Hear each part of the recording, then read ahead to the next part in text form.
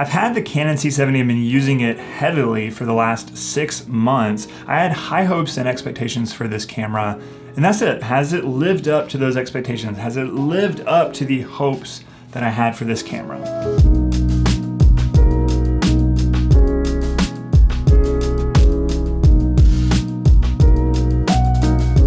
I'm gonna break down this video into 3 different categories, talking about the footage and the formats, the codecs within this camera. And the first category I wanna talk about is the big one that everybody is always wondering about, and that is dynamic range. The dynamic range of this camera is very exceptional.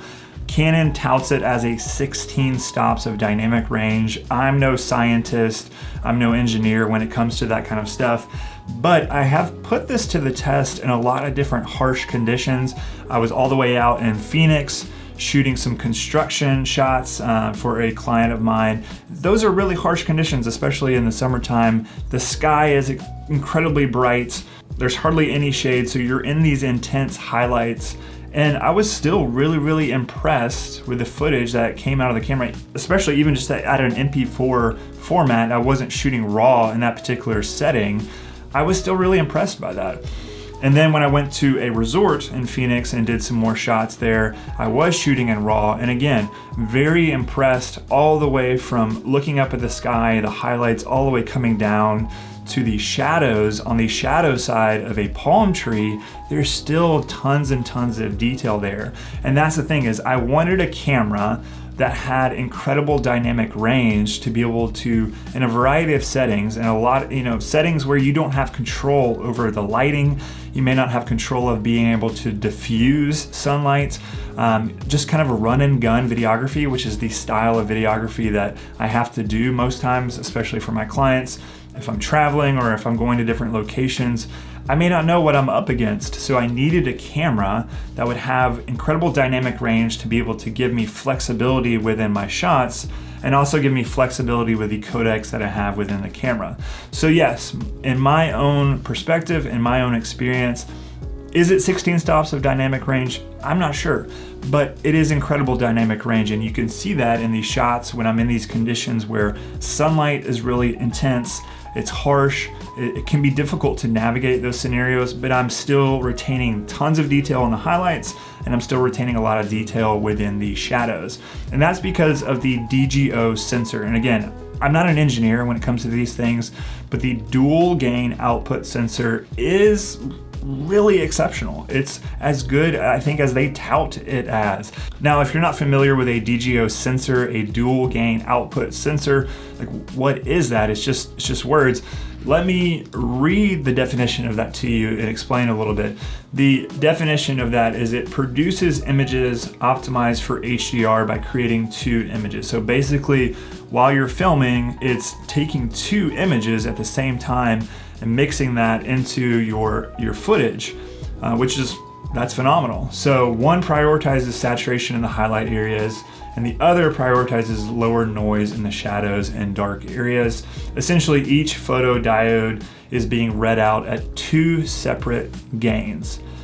That is phenomenal. Again, not a scientist, not an engineer, don't know all the specific terms there, but that's amazing, is that in the highlights, we're still getting really good saturation. We're not losing tons and tons of information, while at the same time, we're also exposing, and we have a good image for the shadows in the dark areas as well. So you've got these dual gain outputs, you've got these dual gain going into your image within your video, and it's basically kind of like taking an HDR. I don't know if you've ever done bracketing mode for photos to do HDR, so you take multiple exposures, and then let's say you go to Lightroom and you stack them together, you merge them together into an HDR.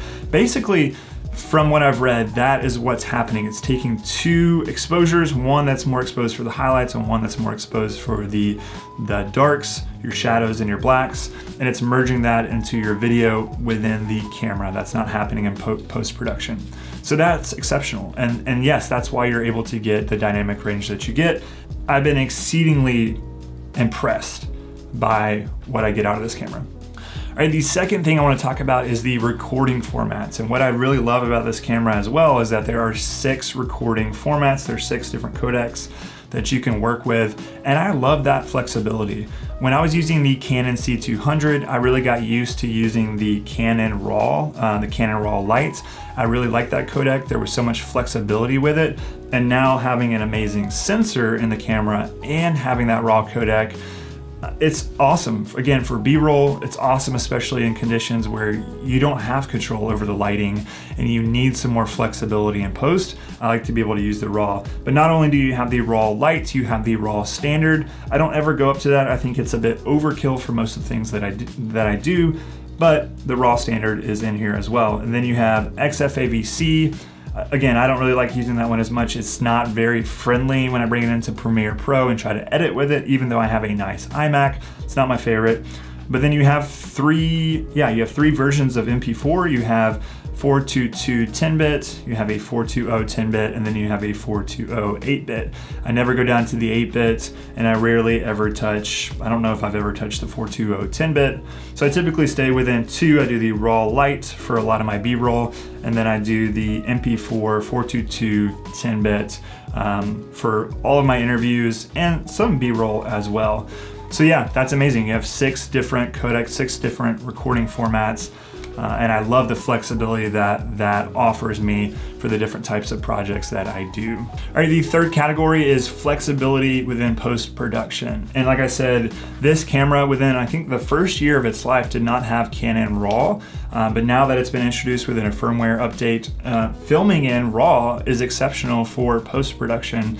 If you need to change your exposure, if you need to change your white balance, with more of a run and gun style video production, I'm able to rely on that RAW codec. If I need to clean some things up a little bit more in post, I have the flexibility to do that. It's like taking a RAW still image.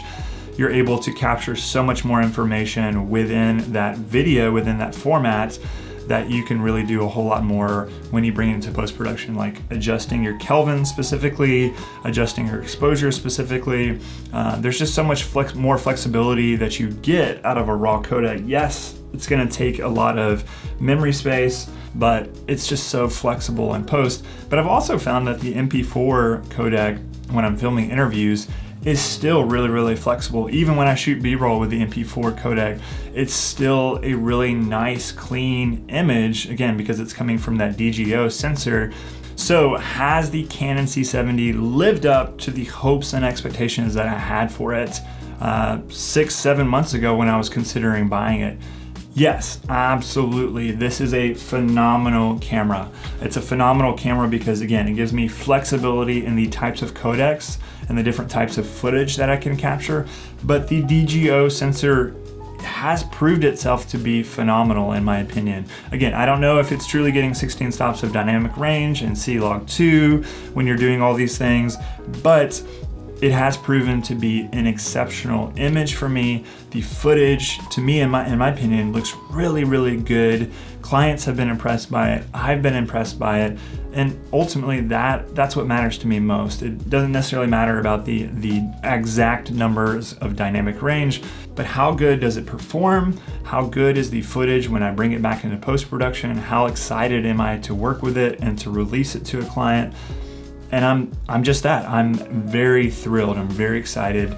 The footage really is exceptional coming out of this camera, and I'm very impressed and probably not going to move away from the C70 for years, honestly, for years to come. So if you're interested, it's a phenomenal camera. You should get it. If you're into Canon and you're not a Sony person, or if you want to switch from Sony, or yeah. It's great.